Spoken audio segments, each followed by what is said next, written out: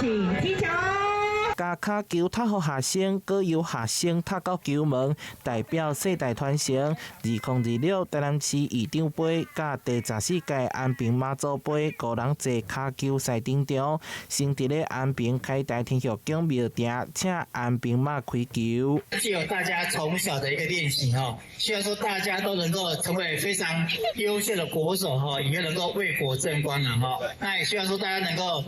盡心好好的努力去比賽哈，把我們第一名當作是我們目標哈。那至於成績怎麼樣哈，那就是大家的團結一個力量哈。安平開台天後宮文化基金會長期推展5人制卡球賽，今年雖然拄到廟體重修當中，也毋過對着安平區各項有意義的活動、運動等等，有緣有經費贊助。14年都是水中如意來舉辦，當然是培養出很多的一個國手，很多的一個足球的愛好者，這是